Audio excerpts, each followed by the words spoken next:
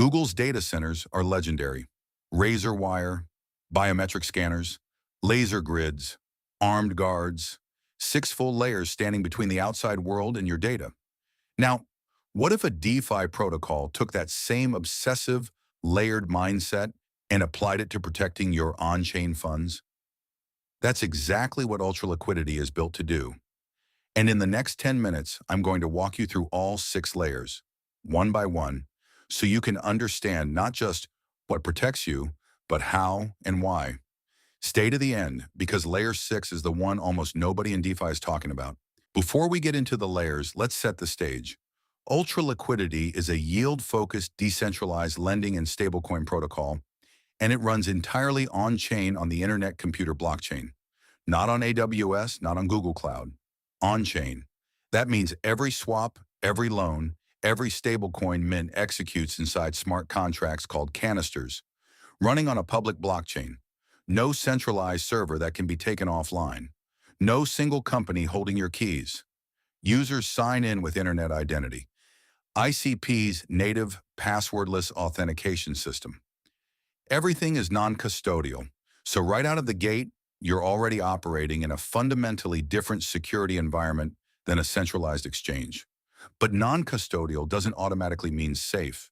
That's exactly why the 6-layer model matters. Quick question before we dive in. How many DeFi hacks in the last 3 years do you think were caused by smart contract vulnerabilities versus actual key theft? The answer might surprise you.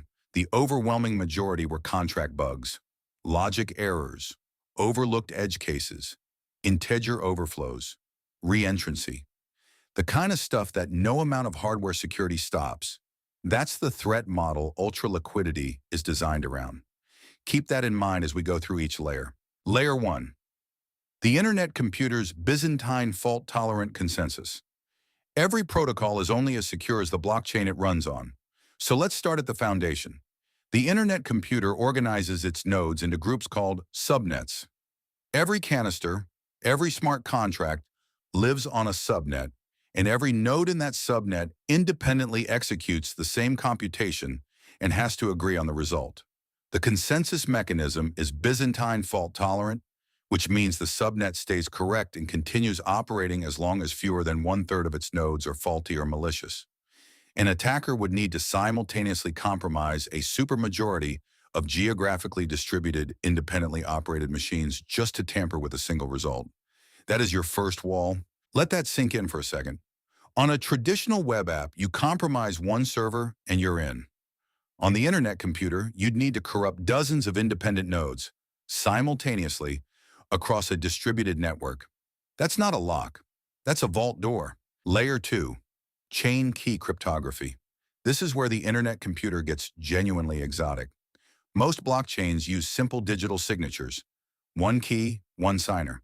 The Internet Computer uses a system called chain key cryptography based on threshold signatures. Here's how it works. No single node ever holds a complete signing key. Instead, each node holds only a share of the key. To produce a valid signature, to confirm that a canister's output is authentic, at least 2/3 of the nodes on the subnet must cooperate. If you somehow compromise fewer than 2/3 of nodes, you couldn't forge a single valid signature. Anyone in the world can then verify any result against just one public key. One key to verify everything. That simplicity at the verification layer, combined with distributed trust at the signing layer, is cryptographically elegant, and it's built into every interaction UltraLiquidity's canisters perform. If you're finding this valuable, and we're only at layer 2, do us a quick favor and hit that subscribe button and give this video a like. It genuinely helps us keep making deep dive content on DeFi and the Internet Computer. We've got a lot more coming. ULAD. Now we're talking about security layers. And this is actually the perfect moment to tell you about something UltraLiquidity built specifically for this problem. It's called UL-MASH, the UltraLiquidity Multi-Model Agentic Scanning Harness. Here's the idea. Microsoft recently published research on a security approach called M-Dash, a multi-model agentic system that orchestrates over 100 specialized AI agents across a 5-stage pipeline. The pipeline goes: prepare, ingest code, build a threat model, Scan, auditor agents hunt for logic errors. Reentrancy, integer overflows. Cross-canister trust boundary issues. Validate, debater agents argue whether each finding is actually reachable and exploitable. Dedupe, collapse duplicate findings. And finally, prove, construct a working proof of concept trigger. Nothing gets reported without a working trigger. That adversarial separation between auditors, debaters, and improvers is what drives false positives down to near zero. On Microsoft's own benchmark, our 507 real-world vulnerabilities from the CyberGym public benchmark, their M- system hit 88.45% success, about 5 points ahead of the next best entry. Those are Microsoft's M- results, not UlMash's own measured results. UlMash hasn't been independently benchmarked yet, but UlMash is built to work exactly the same way, and it runs entirely as Rust canisters on the Internet computer. No off-chain scanners, no external CI servers, orchestration and trigger verification on-chain, rescanning on every meaningful code change. That's a fundamentally different commitment to ongoing security than a one-time audit. Want to learn more? Click the link in the description to explore UltraLiquidity, and keep watching, because we still have 4 more layers to cover. Layer 3, Canister Isolation and the WebAssembly Sandbox. Every smart contract on the Internet computer runs as a WebAssembly program inside a strict execution sandbox. Canisters cannot arbitrarily read each other's memory. They cannot reach outside their sandbox to touch the host system. Inter-canister calls follow defined interfaces, and every call boundary is a potential trust check.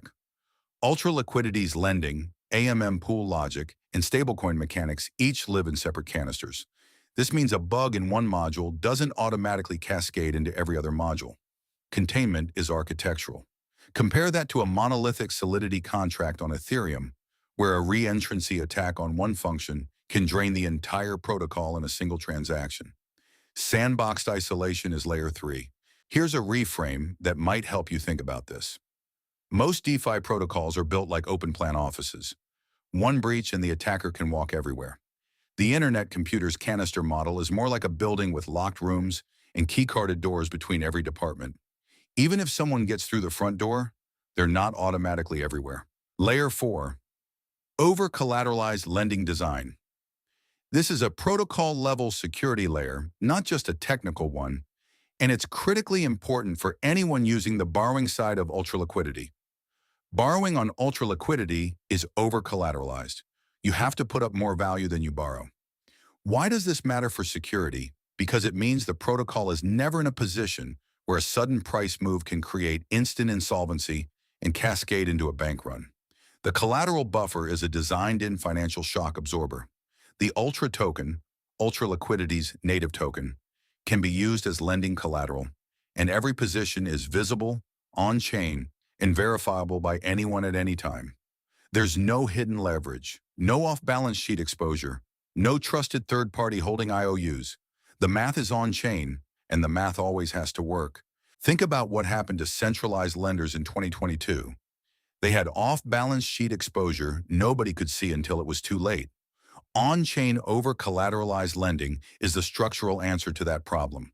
Transparency is a security feature. Layer 5, on-chain governance via the network nervous system. Who controls the protocol? In DeFi, that's always the most important security question, because a malicious or captured governance mechanism can be just as dangerous as a code exploit. The Internet computer is governed by the network nervous system, the NNS, a fully on-chain DAO. When a governance proposal is approved, it executes automatically. There's no multi-sig committee that can be bribed or coerced into pushing a backdoor upgrade. No foundation with a master key. And UltraLiquidity's smart contract code runs on this chain, subject to that same governance transparency. The Ultra token is used for staking toward governance participation, meaning token holders have a stake in keeping the protocol honest. Layer 5 is aligned incentives enforced by on-chain governance. Here's something most people don't think about. Protocol governance is often more dangerous than smart contract bugs. A bug requires a hacker. A governance attack just requires a bad proposal and voter apathy. That's why on-chain automatic execution of approved proposals matters. It removes the human choke point that's historically been the weak link. Layer 6, UlMash, continuous, agentic, on-chain security scanning. We touched on this during the break, but now let's go deep. Most protocols get audited once, maybe twice, and then they ship. After that, every new line of code is essentially unreviewed until something goes wrong. UlMash changes that model entirely. It's built on the same architectural approach as Microsoft's M-Dash, a 5-stage pipeline with auditor agents that find candidate vulnerabilities, debater agents that challenge every finding, and prover agents that must construct a working exploit trigger before anything is flagged. Zero false positives without proof. And because UlMash runs entirely as Rust canisters on the internet computer, not on external servers, not in a CI pipeline you have to trust, it rescans on every meaningful code change. Security becomes continuous, not episodic. That's the layer that almost no other DeFi protocol has. And it's layer 6. Let's stack all 6 layers together. Layer 1, Byzantine fault-tolerant consensus. An attacker needs to corrupt a supermajority of distributed nodes. Layer 2, chain key threshold signatures. No single node ever holds a complete key. Layer 3, canister sandbox isolation. A bug in one module can't automatically spread to every other. Layer 4, over-collateralized lending. The protocol's financial design absorbs shocks before they become crises. Layer 5, on-chain NNS governance. No hidden master key, no backdoor upgrade path. Layer 6, UlMash continuous agentic scanning. Automated adversarial, on-chain security review that runs every time the code changes, not just at launch. That is the security stack, not marketing copy, architectural reality. Each layer addresses a different attack vector, and together they cover the threat landscape in a way that a single audit or a single mechanism simply cannot. Now, here's a question worth sitting with. If you're earning yield in DeFi, are you thinking about where that yield is being generated and what's actually protecting it? Most people just chase the number. But a yield that evaporates in a hack is worse than no yield at all. The security architecture is our part of the yield story. They're not separate conversations. Now, if you want to understand what you're earning yield on inside UltraLiquidity, we need to talk about UXUSD and UYUSD, 2 yield-bearing stablecoins unlike anything else in DeFi right now. UXUSD's yield is designed to come from strategy-preferred shares, STRC, STRD, STRF, and STRK, plus a preferred share from Strive. That's a yield source backed by traditional financial instruments delivered on-chain. How does that actually work? What are the mechanics?